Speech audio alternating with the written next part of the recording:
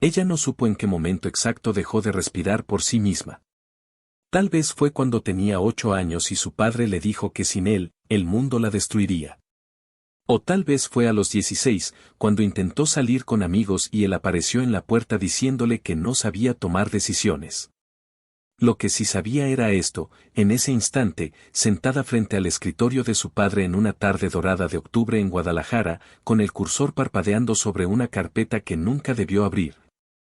Toda su vida se reveló como la mentira más perfectamente construida que jamás había visto. Tenía 24 años. Él 52.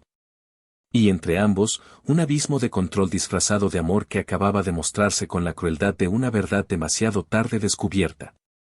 La pantalla seguía encendida. La carpeta seguía abierta. Y los correos seguían ahí, uno tras otro, implacables como cuchillos, ofertas de trabajo rechazadas en su nombre. Entrevistas canceladas sin su conocimiento. Oportunidades destruidas con mentiras firmadas por él. Su padre. El hombre que le preparaba café de olla los domingos. El hombre que la llamaba su princesita. El hombre que acababa de revelar que durante 2 años había estado saboteando sistemáticamente cada intento que ella había hecho de construir una vida propia. Y lo más aterrador no era la traición. Era que él lo había hecho convencido de que estaba salvándola. Porque su padre siempre decía que sin él, ella no era nada. Que era frágil como una flor de papel picado. Que era tonta como una niña que no entiende los peligros del mundo. Que era incapaz de sostener su propia vida sin que alguien la guiara. Cuando te vas, te pierdes, le repetía mientras servía frijoles en el plato. No sabes tomar decisiones, murmuraba cuando ella sugería buscar trabajo. El mundo te va a destruir, sentenciaba con esa voz grave que no admitía réplica. Necesitas que yo decida por ti. Y ella creció sufocada en eso. En esa jaula de oro construida con palabras que sonaban a protección pero sabían a veneno. Y cuando se hizo adulta, cuando cumplió los 22 y pensó que finalmente podría respirar, él intensificó. Comenzó a buscar trabajo en serio. Mandaba currículos cada mañana antes del desayuno. Participaba en entrevistas telefónicas desde su cuarto, hablando en voz baja para que él no la escuchara. Meses pasaron. Marzo se convirtió en junio. Junio en septiembre. Septiembre en diciembre. Ninguna respuesta. Ningún retorno. Nada. Solo silencio del otro lado del teléfono. Solo correos automáticos de rechazo que no explicaban nada. Y ella pensó que era culpa suya. Que no era suficiente. Que su padre tenía razón. Que sin él, ella realmente no era nada. Hasta ese día. Ese maldito día de octubre cuando su madre le pidió que imprimiera el comprobante del carro desde el correo de su padre. Qué simple. Qué inocente. Qué devastador. Se sentó en la silla de cuero café gastado por los años. Abrió el navegador. Ingresó al correo con la contraseña que su madre le dio. Y ahí, entre carpetas de facturas y documentos del trabajo, vio algo que no debía estar ahí. Una carpeta llamada Ofertas, Respuestas. Su corazón dio un salto extraño. Como cuando sabes que estás a punto de descubrir algo que cambiará todo pero aún no sabes qué. Clicó. La carpeta se abrió. Y dentro había docenas de correos. Cientos, tal vez. Todos organizados por fecha. Todos con su nombre en el asunto. Todos respondidos. Pero no por ella. Por él. Comenzó a leer con manos que empezaban a temblar. El primero era de una empresa de marketing digital en Zapopan. Estimada Paloma, nos encantó su perfil. Queremos agendar una segunda entrevista para el puesto de coordinadora de contenidos. Por favor, confirme su disponibilidad. Fecha, marzo. Hace año y medio. Ella nunca recibió ese correo. Pero había una respuesta. Firmada desde la cuenta de ella. Pero escrita por él. Estimados, lamento informarles que por problemas personales graves, debo declinar esta oportunidad. Agradezco su tiempo. Ate. Paloma Fuentes. Ella sintió que el aire abandonaba sus pulmones. Abrió otro. Una convocatoria para diseñadora gráfica en una agencia en el centro. Su perfil había sido seleccionado entre 300 aplicantes. La querían para una prueba técnica pagada. Fecha, mayo. La respuesta, otra vez desde su correo: gracias, pero he decidido no continuar con el proceso. Otro más. Y otro. Y otro. Cada uno una puerta que se abría. Cada respuesta, una puerta que él cerraba en su nombre. Sus dedos seguían bajando por la lista, hipnotizados por el horror. Un empleo en Tlaquepaque. Rechazado. Uno en el aeropuerto. Cancelado. Uno en una startup tecnológica. Declinado. Pero había algo peor. Algunos correos no solo rechazaban. Algunos incluían información falsa sobre ella. Ella tiene ansiedad severa y no está lista para compromisos laborales, decía uno. No maneja bien el estrés de ambientes profesionales, afirmaba otro. Ha tenido problemas de salud que requieren supervisión constante, mentía un tercero. Cada palabra era una estaca clavada en su identidad. Cada mentira, un robo de su futuro. Abrió la carpeta de documentos adjuntos. Había PDFs. Archivos de Word. Escaneos. Clicó en el primero con manos que ya no sentía como propias. Era un certificado médico. Con su nombre. Con la firma de un doctor que no conocía. Diagnosticando trastorno de ansiedad generalizada con episodios de pánico. Fecha de emisión, falsa. Firma, falsificada. Todo inventado. Abrió otro. Un informe psiquiátrico detallado donde un supuesto especialista recomendaba que la paciente Paloma Fuentes no debería trabajar en ambientes de alta exigencia por su inestabilidad emocional. Su estómago se retorció. Esto no podía ser real. Pero era. Era tan real como el olor a canela que venía de la cocina. Como el sonido de la televisión en la sala. Como el peso aplastante de la traición. Siguió buscando porque algo enfermo en ella necesitaba saber qué tan profundo era el agujero. Encontró un archivo de Word. El nombre la dejó helada, plan-hogar. DocX. Lo abrió con un clic que sonó como una sentencia de muerte. Y lo que leyó hizo que las lágrimas comenzaran a rodar sin permiso por sus mejillas. Objetivo: mantenerla en casa hasta que madure lo suficiente para entender que el mundo exterior no es para ella. Evitar cualquier contacto con empresas que puedan contratarla sin mi conocimiento. Controlar su horario, sus amistades y toda su vida laboral mediante intervenciones necesarias. Ella no está lista para el mundo. Nunca lo estará si no tiene la guía correcta.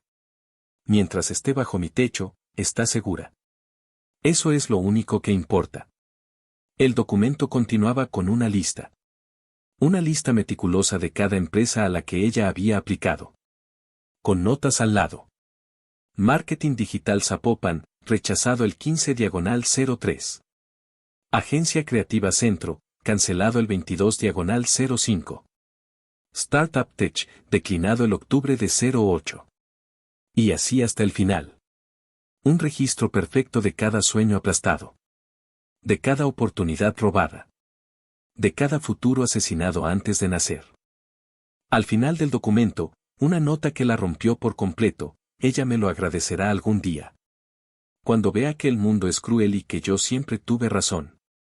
Por ahora, es necesario que sienta que no es suficiente. Solo así dejará de intentar irse. Solo así se quedará donde debe estar. A mi lado. Segura. Mía. Fue entonces cuando escuchó la llave girando en la puerta principal. Los pasos pesados en el pasillo. La voz grave llamándola: ¿mija? ¿Dónde estás? El pánico la atravesó como un rayo. Por un instante pensó en cerrar todo. En fingir que no había visto nada. En seguir viviendo en la mentira porque al menos la mentira era conocida. Pero algo dentro de ella, algo que había estado dormido durante 24 años, despertó con la furia de un volcán. Se quedó sentada. Esperó. Y cuando él entró al estudio con esa sonrisa que solía darle paz, ella sintió náuseas. ¿Qué haces en mi computadora, mija? Su voz era suave. Paternal. Como siempre. Pero ahora ella podía escuchar el filo debajo. Ella giró la pantalla hacia él sin decir palabra. Lo vio leer. Vio cómo su rostro cambiaba. Cómo la sonrisa desaparecía. Cómo los ojos se endurecían. Cómo la máscara caía y revelaba algo que siempre había estado ahí pero que ella se había negado a ver. El silencio entre ellos era denso como el aire antes de una tormenta. Finalmente, ella habló con una voz que no reconoció como propia: tú destruiste mi vida profesional. Él no negó. No se disculpó. Solo dio un paso hacia ella con esa expresión que ella conocía demasiado bien. La expresión que decía: yo sé lo que es mejor para ti. Yo te protegí, dijo con una calma que era más aterradora que cualquier grito. Ella se puso de pie. Las piernas le temblaban pero se sostuvo. ¿Protegerme? ¿Falsificando documentos médicos? ¿Mintiendo en mi nombre? ¿Bloqueando cada oportunidad que tuve de ser independiente? Su voz subió de volumen con cada pregunta. Él estrechó los ojos. ¿Y qué esperabas que hiciera, Paloma? El mundo allá afuera te va a romper. Te va a usar. Te va a desechar. Yo solo evité que te lastimaras. Ella sintió algo quebrarse dentro de su pecho. No era solo rabia. Era comprensión. La comprensión terrible de que su padre realmente creía lo que estaba diciendo. Que en su mente retorcida por el control, destruir su futuro era salvación. Que mantenerla prisionera era amor. Que robarle su identidad era protección. Tú me quebraste antes de que el mundo tuviera la oportunidad, susurró ella. Él avanzó otro paso. Su presencia llenaba el cuarto. No vas a salir de mi casa. No estás lista. No entiendes nada del mundo real. Yo decido qué haces con tu vida porque yo sé lo que es mejor para ti. Ella retrocedió hasta que su espalda tocó la pared. Él siguió avanzando. Y por primera vez en su vida, ella sintió miedo real de su propio padre. No miedo de violencia física. Miedo de algo peor. Miedo de que él tuviera razón. De que ella realmente no fuera nada sin él. De que 22 años de escuchar que era incapaz, frágil, tonta, hubieran tallado esas palabras tan profundo en su ser que ya no hubiera forma de arrancarlas. Fue en ese momento de duda absoluta que 3 golpes brutales sacudieron la puerta principal de la casa. Él se congeló. Los golpes se repitieron. Más fuertes. Más insistentes. Su madre gritó desde la sala: ¿quién es? ¿Qué quieren? Silencio. Y entonces una voz masculina atravesó las paredes. Una voz fría. Oficial. Que no admitía negociación: abran la puerta. Venimos de la Fiscalía Especializada en Delitos Informáticos y Violencia de Género. Tenemos pruebas de sabotaje laboral sistemático, falsificación de documentos médicos y abuso psicológico prolongado contra una adulta en situación de dependencia forzada. Necesitamos hablar con la señorita Paloma Fuentes y con el señor Rodrigo Fuentes, implicado directamente en los archivos encontrados. El color abandonó el rostro de su padre. Sus manos comenzaron a temblar. Su boca se abrió pero no salió sonido. Ella, en cambio, sintió algo extraño. No era alivio. No todavía. Era algo más complejo. Era la sensación de que el mundo finalmente estaba viendo lo que ella había vivido en silencio. Pasó junto a su padre sin mirarlo. Bajó las escaleras lentamente, con el corazón martillando contra sus costillas. Su madre estaba paralizada junto a la puerta, con las manos sobre la boca. Paloma abrió. Había 2 agentes. Un hombre y una mujer. Ambos con expresiones profesionales pero con algo de compasión en los ojos. La mujer habló primero: señorita Fuentes, recibimos una denuncia anónima hace 3 semanas. Hemos estado investigando. Y lo que encontramos es suficiente para iniciar un proceso penal. Paloma sintió las lágrimas quemándole los ojos pero no cayeron. No todavía. Necesitamos que nos acompañe para hacer una declaración formal. Y necesitamos hablar con su padre. Él va a tener que responder por lo que hizo. Esto no es protección familiar. Esto es privación ilegal de la libertad mediante control psicológico. Es un delito grave. Detrás de ella, escuchó los pasos pesados de su padre bajando las escaleras. Lo sintió detenerse en el último escalón. Escuchó su respiración agitada. Pero no se volteó.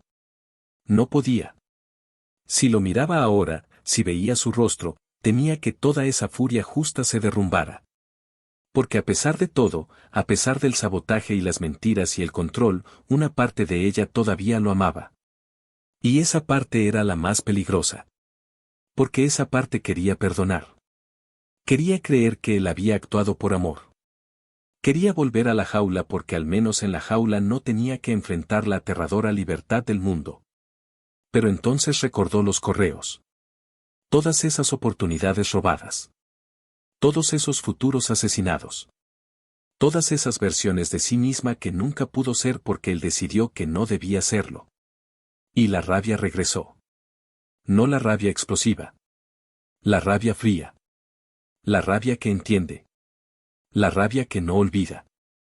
Volteó finalmente. Su padre estaba ahí, encorvado como nunca lo había visto. Como si el peso de sus acciones finalmente hubiera caído sobre sus hombros. Sus ojos buscaron los de ella. Y en esa mirada ella vio algo que nunca había visto antes, miedo. No miedo a las consecuencias legales. Miedo a perderla. Miedo a que finalmente ella viera la verdad y eligiera irse. Ella habló con una voz que sonó más fuerte de lo que se sentía, yo voy con ellos. Y tú vas a enfrentar lo que hiciste. Él abrió la boca para hablar pero el agente masculino levantó una mano, señor Fuentes, tiene derecho a permanecer en silencio. Todo lo que diga puede ser usado en su contra. Le recomiendo que contacte a un abogado. La madre de Paloma finalmente reaccionó, ¿de qué están hablando? ¿Qué hizo Rodrigo? Paloma la miró con una mezcla de lástima y frustración. Mamá, él bloqueó cada trabajo que intenté conseguir. Durante 2 años. Falsificó documentos médicos. Me saboteó sistemáticamente. Y tú nunca te diste cuenta. O no quisiste darte cuenta. Su madre se tambaleó como si hubiera recibido un golpe. Paloma sintió culpa por un segundo. Pero solo un segundo. Porque la verdad, aunque dolorosa, era necesaria. Los agentes esperaron pacientemente mientras la familia procesaba la implosión. Finalmente, la agente habló, necesitamos irnos. Paloma asintió. Dio un paso hacia la puerta. Hacia la luz del atardecer que entraba por el umbral. Hacia lo desconocido. Hacia el mundo que su padre siempre le dijo que la destruiría. Y aunque tenía miedo, aunque sus manos temblaban, aunque una parte de ella quería correr de vuelta a su cuarto y esconderse bajo las cobijas como cuando era niña, dio ese paso. Y luego otro. Y otro. Salió de la casa donde había pasado 24 años. La casa que olía a café de olla y a traición. La casa con paredes color durazno y secretos color negro. La casa que había sido su refugio y su prisión. El aire de octubre en Guadalajara era fresco. Olía a tierra mojada aunque no había llovido. Olía a jazmines del jardín de la vecina. Olía a libertad aunque ella aún no sabía qué hacer con esa palabra. Los agentes la guiaron a una camioneta oficial. Ella se subió. Se puso el cinturón. Y cuando la camioneta arrancó y la casa comenzó a alejarse por la ventana trasera, finalmente las lágrimas cayeron. No lágrimas de tristeza. Lágrimas de algo más complejo. Alivio mezclado con dolor. Libertad mezclada con culpa. Victoria mezclada con pérdida. Porque eso era lo que nadie te dice sobre escapar del abuso. Que no se siente como escape. Se siente como traición. Traición a la familia. Traición a la imagen de padre amoroso que te vendieron. Traición a la versión de ti misma que aprendió a sobrevivir siendo pequeña, obediente, invisible. Y aunque sabía que había hecho lo correcto, aunque la evidencia era irrefutable, aunque la ley estaba de su lado, una parte de ella se sentía como la villana. Como la hija malagradecida que destruyó a su familia. como la traidora que no supo apreciar la protección. Y esa parte, esa maldita parte, tardaría años en sanar. La siguiente semana fue un torbellino burocrático. Declaraciones en la fiscalía. Reuniones con abogados. Entrevistas con psicólogos forenses que evaluaban el daño psicológico. Cada sesión era como pelar una cebolla. Cada capa revelaba más dolor. Más control. Más manipulación que ella había normalizado porque era todo lo que conocía. El psicólogo le preguntó en una sesión, ¿cuándo fue la última vez que tomaste una decisión completamente sola? Ella pensó. Pensó duro. Y se dio cuenta con horror que no podía recordar una sola decisión importante en su vida que no hubiera sido influenciada, sugerida o directamente tomada por su padre. Que estudiaba, él eligió. Donde aplicaba a trabajar, él sugería. Con quien salía, él aprobaba o desaprobaba. Qué ropa compraba, él opinaba. A dónde iba, él sabía siempre. Con quién hablaba, él monitoreaba. Era una telaraña tan fina que ella nunca la había visto hasta que intentó moverse y sintió las hebras apretándose. El psicólogo asintió con comprensión, esto se llama dependencia forzada. Tu padre sistemáticamente destruyó tu capacidad de confiar en tu propio juicio. Te hizo creer que sin él estabas perdida. Y el objetivo era simple, mantenerte cerca. Para siempre. No por amor. Por control. Esas palabras se clavaron en ella. No por amor. Por control. Pero se sentían intercambiables. Porque su padre siempre había dicho que la controlaba porque la amaba. Que la vigilaba porque se preocupaba. Que la limitaba porque la protegía. Y durante años, ella había creído esa narrativa. Había normalizado el control como cuidado. Había interpretado la jaula como un abrazo. Y ahora tenía que desaprender 24 años de condicionamiento. Tenía que reprogramar su cerebro para entender que el amor no controla. Que el amor no limita. Que el amor no destruye oportunidades en nombre de la seguridad. Su padre enfrentó cargos. Falsificación de documentos. Suplantación de identidad digital. Daño psicológico premeditado. El juicio fue largo y doloroso. Ella tuvo que testificar. Tuvo que sentarse en un estrado y contar frente a extraños cómo su propio padre había saboteado su vida. Tuvo que mostrar los correos. Los documentos falsos. El plan escrito en su propia letra. Y la parte más difícil fue ver a su familia dividirse. Sus tíos no le creían. Decían que estaba exagerando. Que todos los padres son protectores. Que ella era malagradecida. Su madre estaba en shock. No defendía a su esposo pero tampoco la defendía a ella. Solo existía en un limbo de negación, repitiendo, no puedo creer que esto esté pasando. Pero también hubo sorpresas. Su prima Andrea, 2 años menor que ella, se le acercó después de una de las audiencias, a mí también me pasó algo parecido. No igual. Pero parecido. Mi papá me convenció de no ir a la universidad porque dijo que las mujeres no necesitan tanto estudio. Y yo le creí. Paloma la abrazó. Y en ese abrazo entendió algo fundamental, no estaba sola. El control paterno no era un caso aislado. Era un patrón. Un patrón que se repetía en familias mexicanas conservadoras donde el padre es ley. Donde cuestionar al patriarca es herejía. Donde la obediencia femenina es virtud. El juicio terminó con una sentencia relativamente leve. Su padre no fue a prisión pero tuvo que pagar multas considerables, realizar trabajo comunitario, asistir a terapia obligatoria y mantener una orden de alejamiento de 100 metros de ella. Perdió credibilidad en su trabajo cuando se supo lo que había hecho. Perdió amistades. Perdió el respeto de parte de la familia. Y perdió a su hija. Porque Paloma dejó muy claro que no habría reconciliación hasta que él reconociera completamente el daño causado. No justificaciones. No excusas. No ese, lo hice por tu bien, que él seguía repitiendo. Reconocimiento real. Y eso, aparentemente, era más difícil para él que cualquier sentencia legal. Paloma tuvo que empezar desde cero. A los 25 años, sin experiencia laboral real, sin referencias, con un expediente manchado por las mentiras de su padre. Pero esta vez, nadie la saboteaba. Comenzó con trabajos pequeños. Diseñaba logos freelance. Editaba videos para YouTubers. Hacía lo que fuera para ganar dinero y demostrarle al mundo, pero sobre todo a sí misma, que sí era capaz. Que no era la mujer frágil e incompetente que su padre había pintado. Rentó un cuarto en un departamento compartido en Providencia. Era pequeño. Las paredes eran delgadas. Podía escuchar las conversaciones de los vecinos. Pero era suyo. Su espacio. Su decisión. Su libertad. Los primeros meses fueron terribles.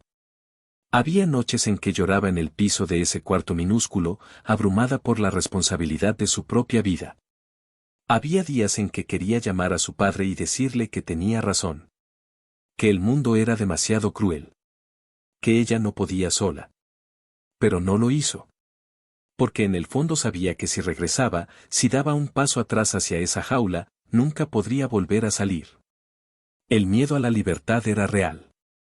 Pero el miedo a perderla nuevamente era más fuerte. Poco a poco, las cosas mejoraron. Consiguió un empleo estable en una agencia de publicidad. No era glamoroso, pero era honesto. Era suyo. Hizo amigos. Amigos de verdad. No conocidos aprobados por su padre. Salió con hombres. Algunos fueron buenos. Otros no tanto. Pero cada experiencia era suya. Cada error era su lección. Cada victoria era su logro. Y lentamente, muy lentamente, comenzó a reconocer a la mujer en el espejo. Ya no era la niña asustada que esperaba aprobación paternal para cada respiro. Era alguien nuevo. Alguien que estaba descubriendo quién era sin la voz constante diciéndole quién debía ser. Un año después de la sentencia, recibió una carta. Venía de la dirección de su antigua casa.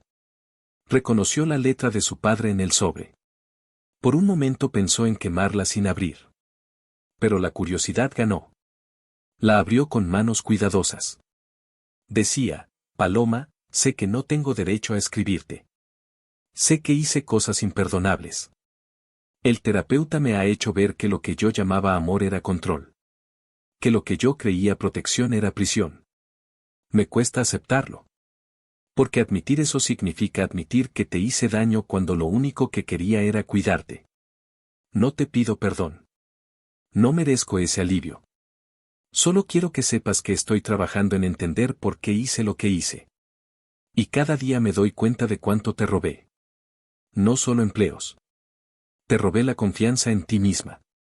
Te robé años de descubrimiento.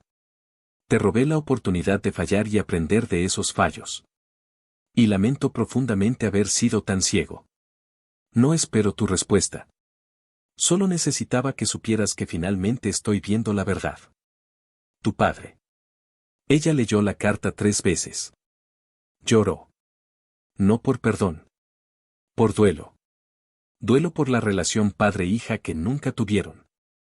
Duelo por el tiempo perdido. Duelo por las versiones de ambos que pudieron existir si él hubiera elegido confiar en lugar de controlar. No respondió la carta. No inmediatamente. Porque el perdón, si alguna vez llegaba, tenía que venir en sus propios términos. No porque él lo pidiera. Sino porque ella estaba lista para soltarlo. Y todavía no estaba lista. Tal vez nunca lo estaría. Y eso también estaba bien. Pasaron más años. Ella prosperó. No de la noche a la mañana. No dramáticamente. Pero sostenidamente. Fue promovida a coordinadora de equipo creativo. Luego a directora de contenidos. Compró su propio departamento pequeño en Chapalita. Adoptó un gato llamado Libertad, con toda la ironía intencional. Construyó una vida que era completamente suya. Y aunque había cicatrices, aunque había días difíciles donde la voz de su padre resonaba en su cabeza diciéndole que iba a fallar, aprendió a silenciarla.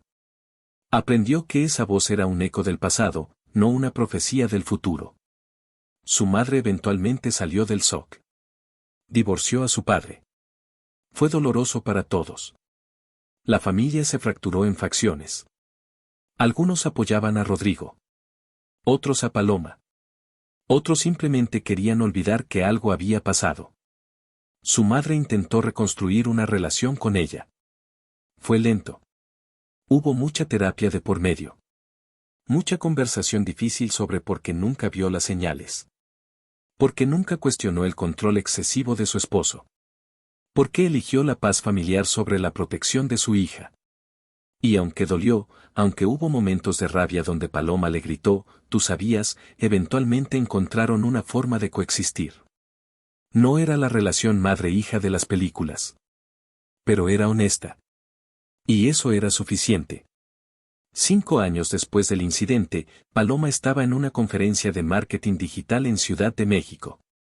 Estaba presentando un caso de estudio sobre campañas de redes sociales. Y después de su presentación, una chica joven se le acercó. Tenía lágrimas en los ojos. Leí sobre tu caso en las noticias hace años, dijo. Mi padre hace algo similar. No me deja trabajar. Dice que soy muy sensible. Que el mundo me va a lastimar. Y empecé a creer que tenía razón. Pero verte aquí, exitosa, viva, me da esperanza. Dime que es posible salir.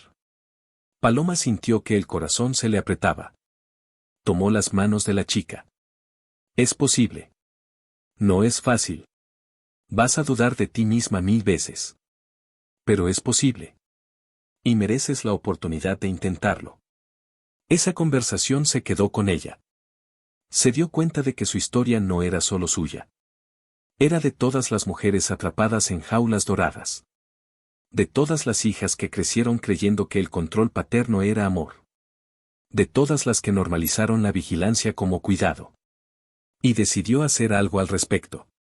Comenzó a dar charlas. Primero pequeñas, en centros comunitarios. Luego más grandes, en universidades. Hablaba sobre dependencia forzada. Sobre cómo identificar control disfrazado de protección. Sobre cómo reconstruirse después de años de sabotaje emocional. No era terapeuta. No pretendía serlo. Pero era una sobreviviente. Y a veces, eso era lo que la gente necesitaba ver. Prueba viviente de que se puede salir. De que se puede sanar. De que se puede vivir. Su padre, mientras tanto, seguía en terapia. Siguió escribiendo cartas. Una cada 6 meses. Paloma las leía todas pero respondía pocas. En una de sus respuestas, le escribió, no sé si algún día podré perdonarte completamente. Pero estoy trabajando en entender que fuiste producto de tu propia crianza. Que probablemente tu padre te controló como tú me controlaste a mí. Que esto es un ciclo que se repite hasta que alguien tiene el valor de romperlo. Yo elegí romperlo. Y aunque me costó mucho, no me arrepiento. Espero que encuentres paz en tu proceso. Pero necesito que entiendas que esa paz no puede depender de mi perdón. Necesita venir de ti. De tu propio trabajo de sanar. No fue una reconciliación de película. No hubo un abrazo emotivo donde todo quedaba perdonado. Pero con el tiempo, encontraron una forma de coexistir. Se veían ocasionalmente. En cumpleaños de familiares. En navidades incómodas donde todos fingían que las cosas estaban bien. Y aunque nunca recuperaron lo que se había roto, construyeron algo nuevo. Algo basado en límites claros. En honestidad brutal. En el reconocimiento de que algunas heridas nunca cierran completamente pero pueden aprender a no sangrar constantemente. Cuando Paloma cumplió 30 años, organizó una pequeña fiesta en su departamento. Invitó a amigos que había hecho en estos años de libertad. A colegas del trabajo. A su madre. A su prima Andrea que también había encontrado su camino fuera del control familiar. No invitó a su padre. No porque lo odiara. Sino porque ese espacio, ese momento, esa celebración de su vida, necesitaba ser completamente suya. Sin su presencia física recordándole todo lo que tuvo que superar para llegar ahí. Durante la fiesta, mientras todos reían y comían tamales que ella misma había hecho, su madre se le acercó. Tomó su mano y le dijo, estoy orgullosa de ti.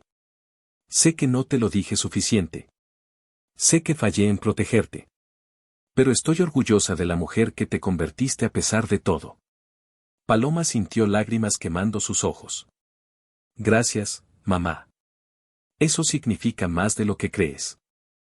Y en ese momento, rodeada de personas que la amaban sin querer controlarla, que la apoyaban sin querer limitarla, que la celebraban sin querer cambiarla, Paloma supo que había ganado. No contra su padre, sino contra la idea de que sin él era nada. Porque la verdad era exactamente lo opuesto. Sin él y su control aplastante, ella finalmente pudo ser algo. Pudo ser ella misma. Completa. Imperfecta. Pero auténticamente suya. Los años siguieron pasando. Ella siguió creciendo. Profesional y personalmente. Se enamoró algunas veces. Se decepcionó otras. Pero cada experiencia era suya. Cada decisión, buena o mala, era producto de su propio juicio. Y aunque a veces tomaba decisiones equivocadas, aunque a veces fallaba espectacularmente, esos fallos eran suyos. Y había una dignidad en eso que ningún éxito controlado podía igualar. Porque la libertad no significa nunca equivocarse. La libertad significa tener el derecho a equivocarse. Y aprender. Y crecer. Y volver a intentar. A los 35, Paloma había logrado cosas que nunca imaginó posibles. Había viajado sola a 3 países. Había cambiado de carrera 2 veces. Había iniciado su propio negocio de consultoría. Había comprado un carro. Había tenido relaciones que terminaron y aprendió que su valor no dependía de estar en pareja. Había construido una red de amigas que eran su familia elegida. Y lo más importante, había aprendido a tomar decisiones sin la voz constante de su padre diciéndole que iba a fallar. Sí, a veces tomaba malas decisiones. Pero eran suyas. Y eso las hacía valiosas.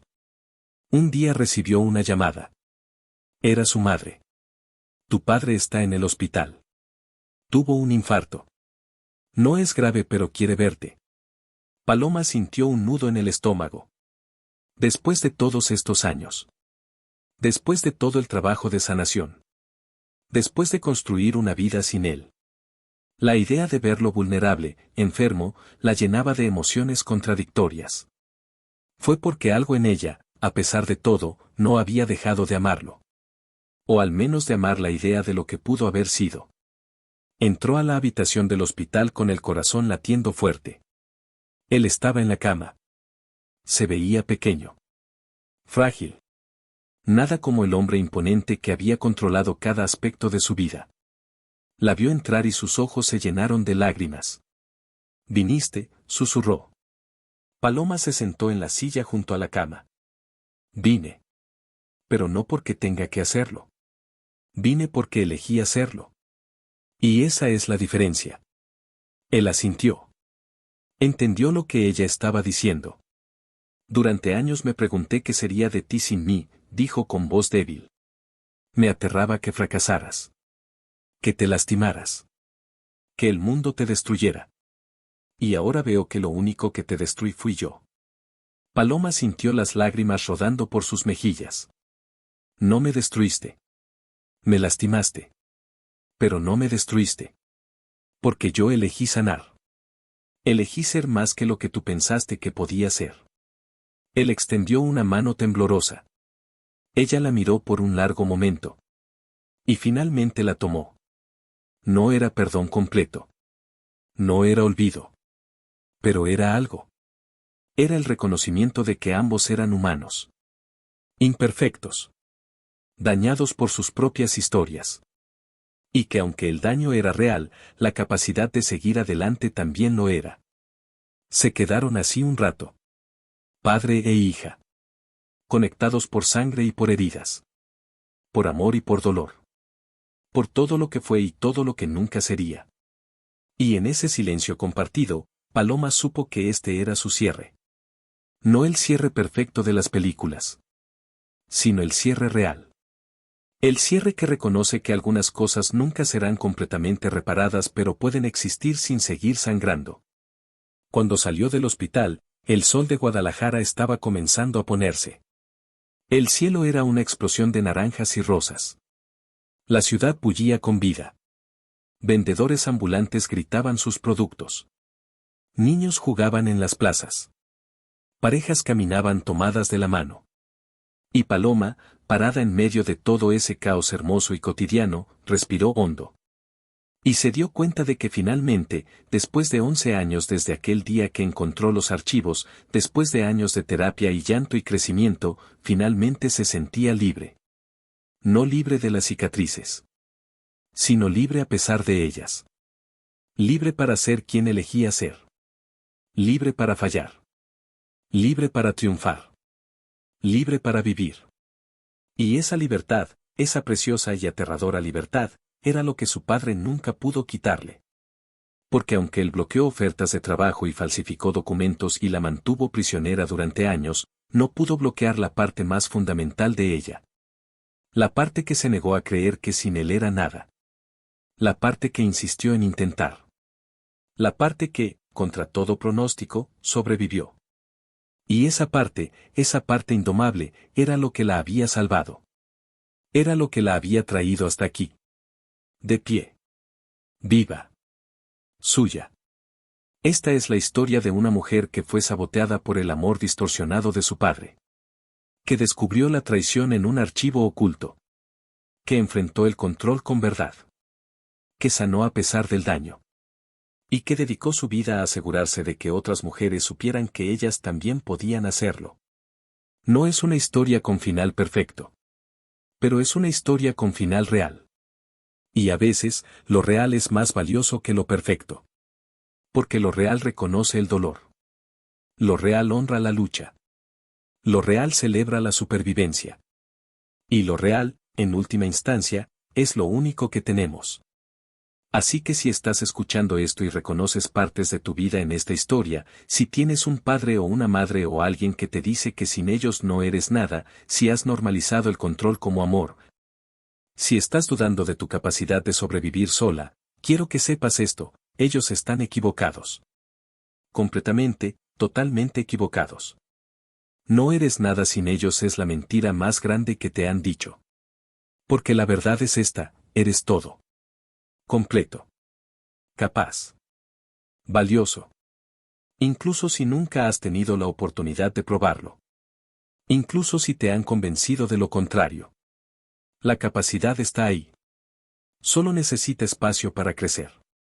Y ese espacio, a veces, significa distancia de quien te dice que no puedes. No estoy diciendo que sea fácil. No lo es. Vas a tener miedo. Vas a dudar. Vas a querer regresar a la jaula porque al menos es familiar. Pero te pido que resistas. Que te des la oportunidad. Que pruebes, aunque sea una vez, a tomar una decisión completamente tuya.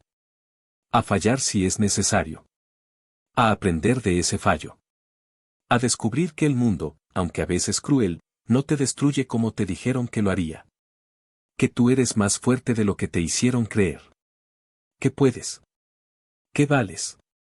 Que mereces la libertad de ser quien realmente eres. Y cuando lo hagas, cuando finalmente des ese paso aterrador hacia tu propia vida, vas a descubrir algo maravilloso, que nunca fuiste nada sin ellos. Eso siempre fue mentira. Eras alguien todo el tiempo. Solo necesitabas permiso para hacerlo. Y ese permiso, resulta, nunca vino de ellos. Viene de ti. Siempre vino de ti. Solo que te habían convencido de que no tenías derecho a dártelo. Pero lo tienes. Siempre lo tuviste. Y ahora, si eliges tomarlo, nadie puede quitártelo. Paloma Fuentes aprendió eso. Le tomó años. Le costó relaciones. Le costó lágrimas. Le costó noches de miedo y días de duda. Pero lo aprendió. Y ahora, cada vez que alguien le dice que su historia les dio esperanza, cada vez que una mujer joven se le acerca y le dice, yo también estoy viviendo eso. Cada vez que puede ser testimonio de que es posible salir y construir y sanar, sabe que todo valió la pena. No porque el dolor fuera necesario, sino porque su elección de transformarlo en algo útil le dio significado. Y eso, al final, es lo único que podemos hacer con nuestras heridas. No negar que existen, sino elegir qué construimos con ellas. Hoy, Paloma Fuentes tiene 40 años. Tiene una empresa exitosa. Tiene amistades profundas. Tiene una vida que es completamente, maravillosamente suya. Y aunque su relación con su padre nunca será lo que pudo ser, han encontrado una forma de coexistir que es honesta. Él finalmente reconoció el daño. Ella finalmente pudo soltar parte de la rabia. Y aunque el amor entre ellos está teñido de tristeza por lo que se perdió, existe. Diferente. Condicionado. Pero existe. Y para ambos, eso es suficiente. Porque no todos los finales son felices. Pero algunos finales son honestos. Y los finales honestos, aunque duelan, tienen su propia forma de belleza. Si esta historia resonó contigo, si te hizo sentir menos solo, si te dio valor para cuestionar las voces que te dicen que no puedes, entonces ha cumplido su propósito. Porque las historias no son solo para entretener. Son para recordarnos que no estamos solos. Que otros han caminado estos caminos difíciles. Que del otro lado del miedo hay vida. Hay libertad. Hay posibilidad. Y aunque el camino sea duro, vale la pena caminarlo. Porque la alternativa, quedarse en la jaula, es una muerte lenta. Y tú mereces más que eso. Mereces vivir. De verdad. Plenamente. Libre. Te invito a que te suscribas a este canal, Historias para Distraerte, donde cada día compartimos historias reales de personas que enfrentaron situaciones imposibles y encontraron formas de superarlas. Porque todos necesitamos estas historias. Necesitamos saber que se puede. Que otros lo han hecho. Que nosotros también podemos. Nos vemos en la próxima historia. Y recuerda, tú no eres nada sin ellos es la mentira. Tú eres todo. Siempre lo fuiste. Solo necesitabas permiso para verlo. Y ese permiso, te lo doy ahora, eres suficiente. Eres capaz. Eres libre de ser quien elijas ser. Adelante. El mundo te espera.